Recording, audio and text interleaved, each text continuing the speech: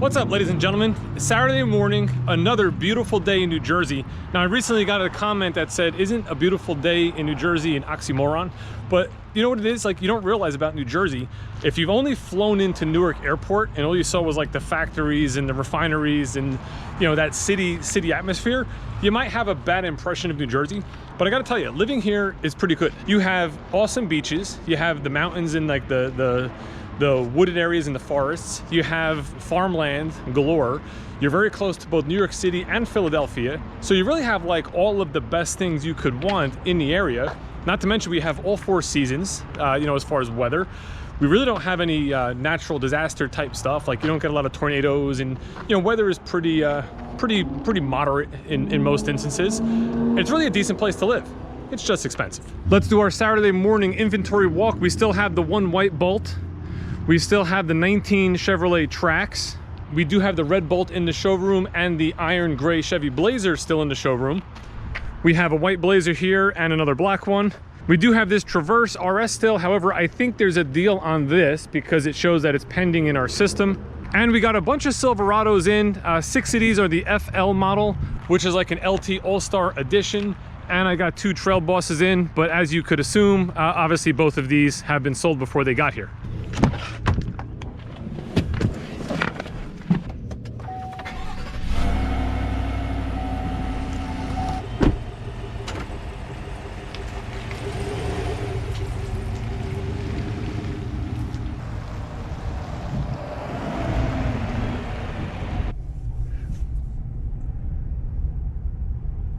Just trying to get myself into position so the sunlight isn't like blaring through the window.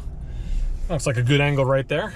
In today's video, I kind of just want to talk about a topic. The topic of MSRP, the manufacturer's suggested retail price, and whether a dealership should charge over that in times of short supply like we're currently in. I put a poll up a few days ago on the channel to kind of see what you guys thought. And I posed the question, you know, what are your thoughts about dealerships adjusting their new car sale price to current market value? Then I gave you the options of no, they should not charge above MSRP. Yes, the supply and demand will dictate the market value, and I'm not really sure how I feel.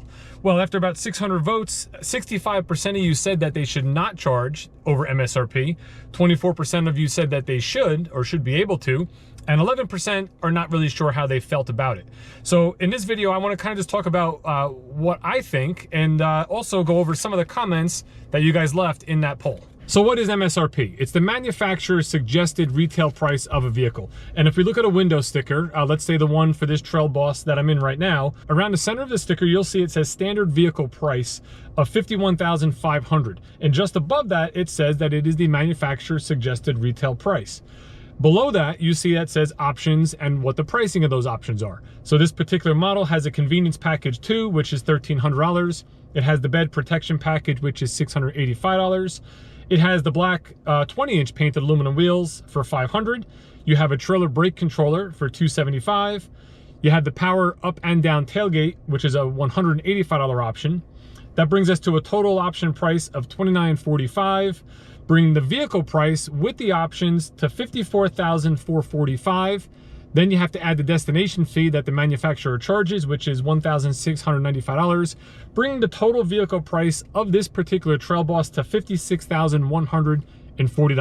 Now, I see a lot of comments recently and you know, a lot of people suggesting that you should just completely cut out the dealer network and you should be able to buy a car directly from the manufacturer, sort of like you do with Tesla.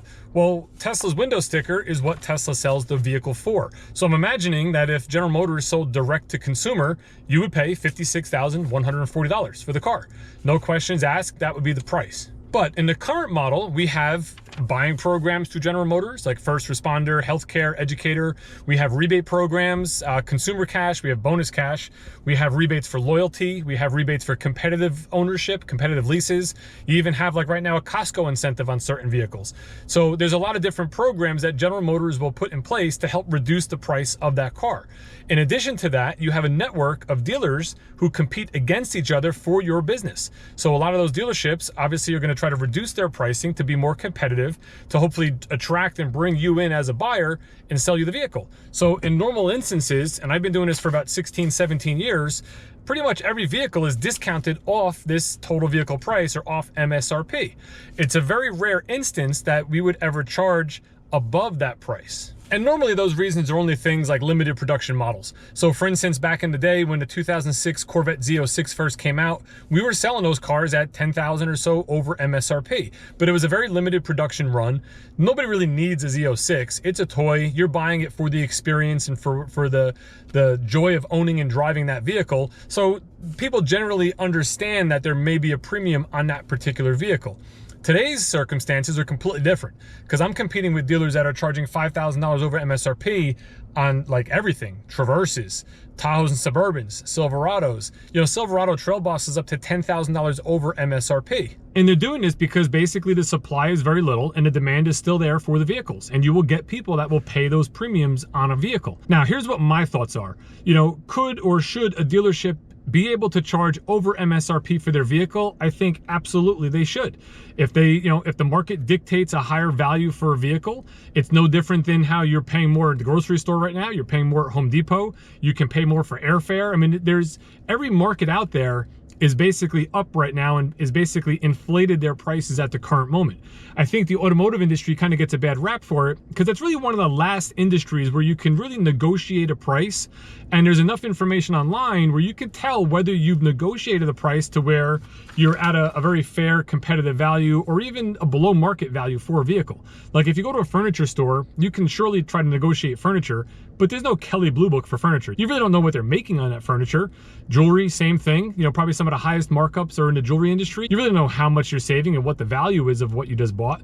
But on a vehicle, you still have that control. And in my experience, I think people just get agitated if they know the dealership made money off them, or if they paid more than somebody else paid for the same vehicle. So yes, I believe a dealership should be able to charge over MSRP for their vehicle. Now, just because I believe they should be able to, I don't necessarily agree that it's something they should actually do. And I'm very fortunate to work for a store who actually believes the same thing. Right now at Schumacher Chevrolet of Livingston, we are not charging over MSRP for our vehicles.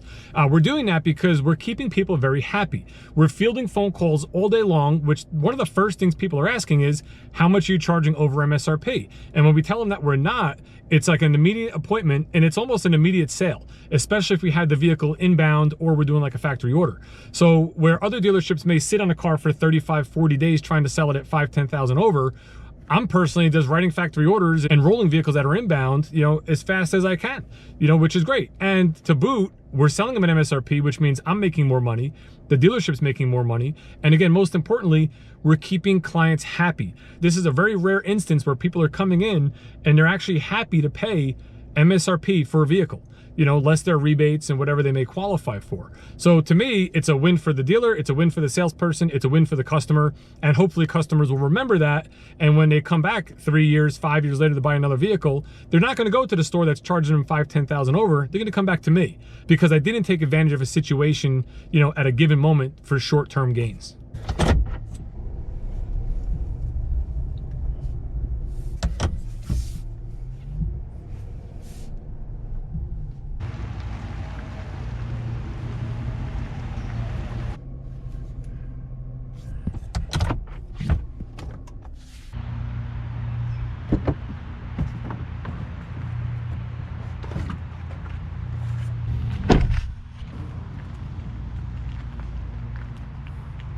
I actually sold that Trail Bus to a gentleman who had an order with another dealership already, but it was taking so long he decided to kind of pick up the phone and try to find one. We had that inbound. The only thing he wants in it that it doesn't have is leather interior. It has cloth. So we're gonna put leather interior in that truck. So I'm gonna film the before and after of that for a video probably early next week. I think we're sending it for leather on like either Monday or Tuesday.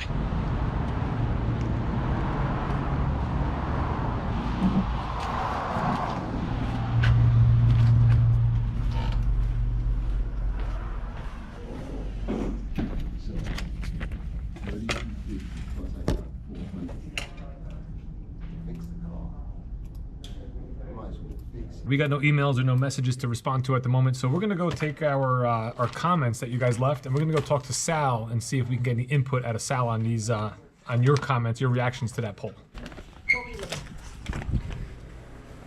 I'm probably not gonna get any reactions out of Sal here. By the way, a lot of you guys think, I believe a lot of you think that Giancarlo, who received the birthday present the other day, is actually Sal. That's not Sal, that's Giancarlo. So we're gonna take a look at these comments and just see what people thought. So Dozens of viewers said nobody gripes when they lower the price on unpopular models. It's their car, they set the price. If you don't like it, you don't buy it. And I don't think there's anything that can be more truthful than that statement. You know, it's very easy to just say, all right, I appreciate, you know, you have a vehicle, you're putting it out there for a price you want, I'm not willing to pay that, so I'll make some phone calls, I'll go somewhere else.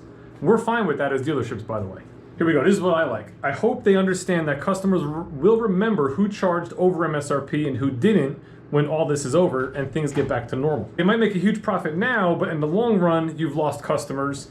What are you gonna do then? Completely agree with that as well. And that's what I think we're very successful, that we're selling everything at MSRP, we're keeping people happy, which is gonna in turn lead to repeat and referral business down the road.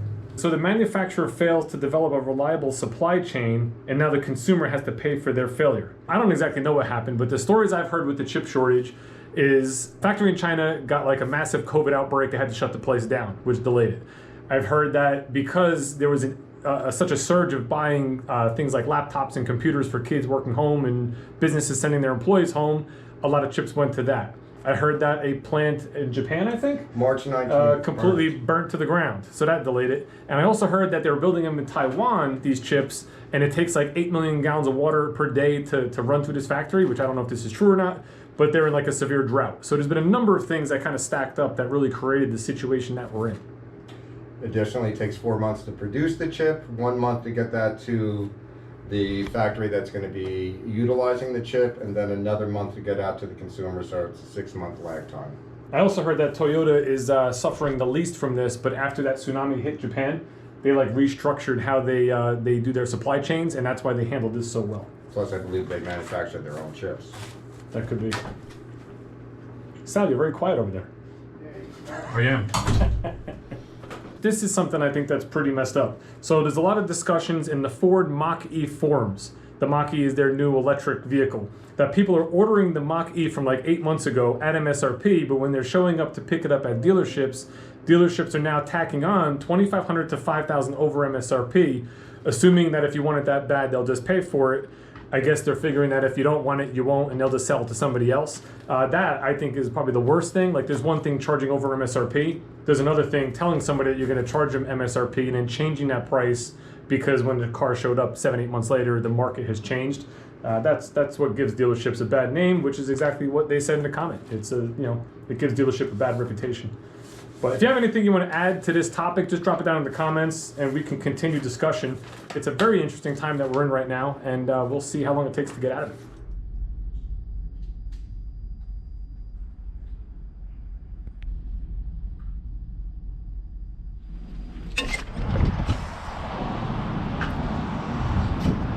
Pretty slow day, nothing really going on. We did just sell, I didn't sell it, but one of the guys here sold a Silverado, one of those original FL packages we were talking about earlier today. Actually, I think this is probably the one right here that he just sold. So gentleman just picked this up. They'll do all the paperwork, you know, get it cleaned up. It'll be a spot delivery. Today we're actually taking phone calls as salespeople because the girl that works in our BDC office is actually on vacation. So I took 3 phone calls today. All 3 of them were on the black Silverado Trail Bosses that we have, because people are seeing that they're online and they're calling to inquire whether they're available. You know, we kind of tell them that they're not, they're already spoken for.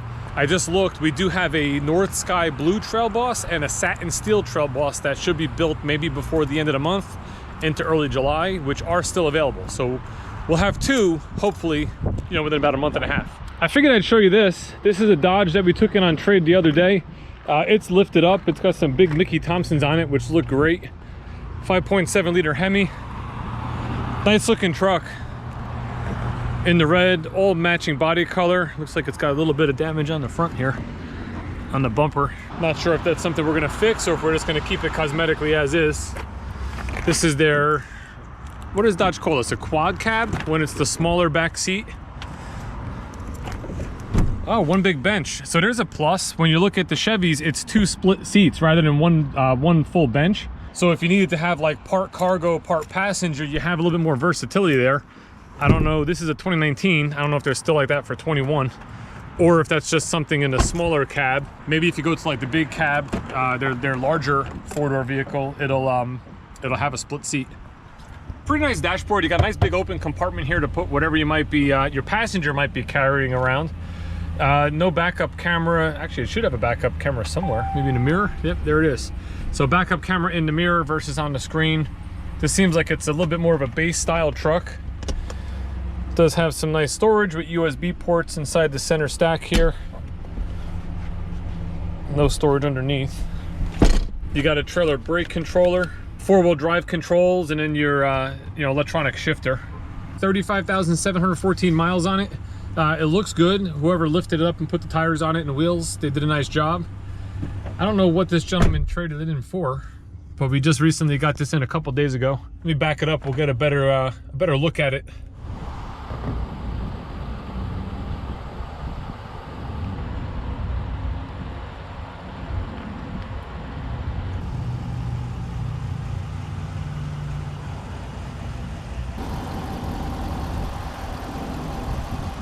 I'm actually gonna take some pictures of some vehicles to put on my Facebook page, and just field phone calls that come in and anybody that comes in through the door. I don't have any appointments set up today or nothing like that. It's getting slow. It's tough because there's really nothing to sell new at the moment. It's definitely caught on with people. We're not getting as much floor traffic coming in, and people on the phone calling really are understanding that there's very limited supply out there. So we're starting to feel it. But we'll do what we can. So again, Facebook's a good place to kind of post some pictures of some of these vehicles. In this case, this used Dodge Ram. So we'll do that, and we'll call it a day as far as YouTube goes. So I thank you for watching. I appreciate it. If you like the video, give it a thumbs up. And if you're not subscribed yet, I'm so close to 10,000. Help me out.